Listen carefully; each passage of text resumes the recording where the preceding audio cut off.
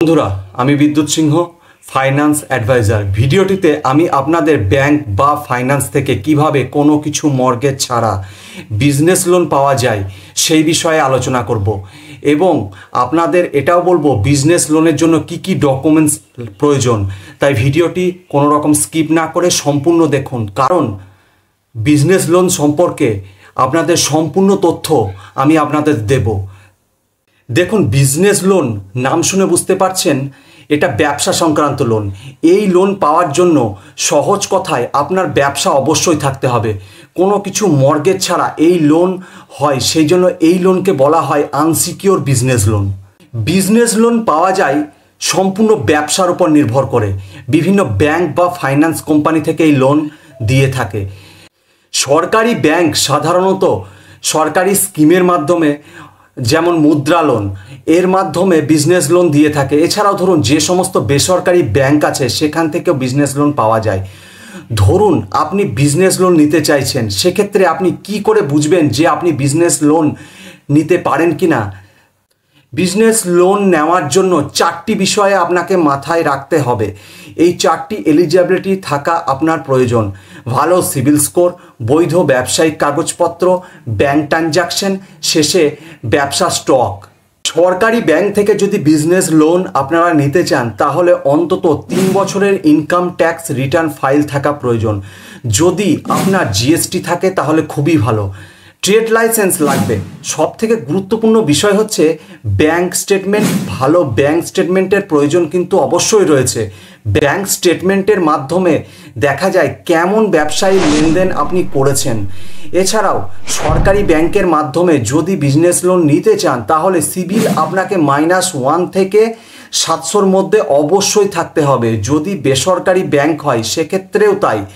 অবশ্য ফাইন্যান্স থেকে যদি বিজনেস লোন নিতে চান সেক্ষেত্রে -1 থেকে 650-র মধ্যে সিবিল থাকলেই হবে। আমাকে অনেকেই প্রশ্ন করে, সিবিল 650 রয়েছে বা 700+ রয়েছে, সেক্ষেত্রে তাও বিজনেস লোন পাচ্ছে না কেন? দেখুন, 650 সিবিল রয়েছে, তার মানে আপনার সিবিল নিশ্চয়ই কোনো কারণে কমেছে। এবার সেই কারণটা কি সেটা জানা প্রয়োজন রয়েছে। কোনো ওভারডিউ বা সেটেলমেন্ট জন্য সিবিল খারাপ হয়েছে কি না সেসব দেখা হয়। এছাড়াও সিবিলের মধ্যে আরও অনেক বিষয় আছে দেখার। সিবিল খারাপ থাকলে যতই ব্যবসা স্টক থাকুক না কেন, লোন আপনার বিজনেস লোন পাওয়ার ক্ষেত্রে আপনাকে সমস্যা পেতেই হবে। অনেক ক্ষেত্রে দেখা যায় হয়তো ব্যবসা রয়েছে কিন্তু ব্যবসার লেনদেন ব্যাংকের মাধ্যমে হয়নি। সেক্ষেত্রে কি হয়, যখন ব্যবসায়ী লোনের জন্য আবেদন করবেন তখন আপনার অ্যাকাউন্টে ব্যবসার ট্রানজাকশন না থাকলে লোন রিজেক্ট হয়ে যায়। অনেক ক্ষেত্রে দেখেছি ভালো ব্যবসা আছে এবং ব্যাংক ট্রানজাকশনও আছে, কিন্তু সেটা যার নামে ব্যবসা রয়েছে তার নামে লেনদেন না থেকে সে হয়তো পরিবারের অন্য কারোর নামে ব্যাংকে লেনদেন করেছে। সেক্ষেত্রে কিন্তু আপনি হয়তো ব্যাংকের কাছে আপনার ব্যবসার সমস্ত কাগজপত্র আপনার নামে রয়েছে এবং আপনি লোনের জন্য আবেদন করছেন, সেক্ষেত্রে ব্যবসার সমস্ত ডকুমেন্টস আপনার নামে এবং পরিবারের অন্য কারো নামে হয়তো কারোর নামে ব্যাংক ট্রানজাকশন করেছেন, সেই ব্যাংক ট্রানজাকশন সাবমিট করছেন। সেক্ষেত্রে কিন্তু সেই ব্যাংক ট্রানজাকশনের কোনো গুরুত্ব নেই। আবার অনেকে বেশিরভাগ ব্যবসার লেনদেন ক্যাশে করে থাকে। তাই চেষ্টা করুন যত সম্ভব নিজের নামে ব্যাংক অ্যাকাউন্টে লেনদেন করার ব্যবসার। তাতে কি হবে, আপনার লোন পেতে অনেক সহজ হবে। যত ভালো ব্যাংক ট্রানজাকশন থাকবে লোন পাওয়ার ক্ষেত্রে আপনার লোনের পরিমাণও ঠিকঠাক আসবে। যত বড় ব্যাংক ট্রানজাকশন থাকবে, যত ভালো ব্যাংক ট্রানজাকশন থাকবে, লোন পেতে আপনাকে তত সাহায্য করবে।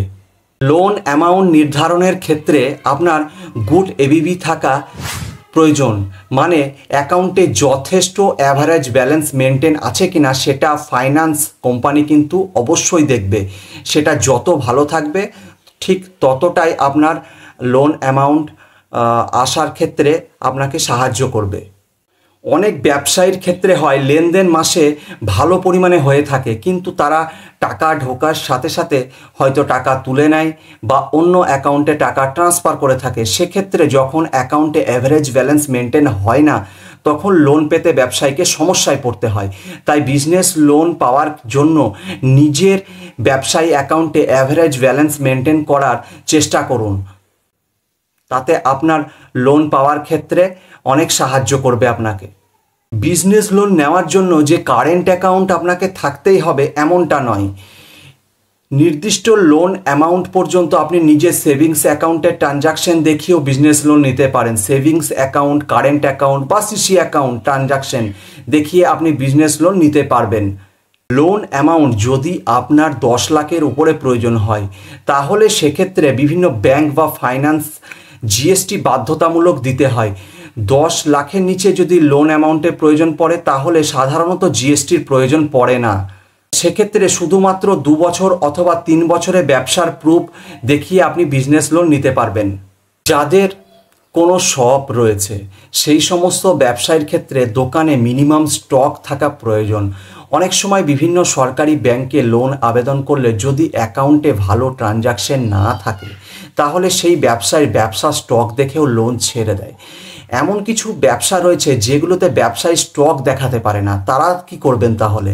তারা বিভিন্ন ফাইন্যান্স কোম্পানি থেকে ব্যবসার কাগজপত্র এবং ব্যাংক অ্যাকাউন্টের স্টেটমেন্ট দেখিয়ে বিজনেস লোন নিতে পারবেন। বিজনেস লোনের ক্ষেত্রে ইন্টারেস্ট রেট সবসময় কিন্তু মর্গেজ লোনের থেকে বেশি হয়ে থাকে, এটা মাথায় রাখবেন।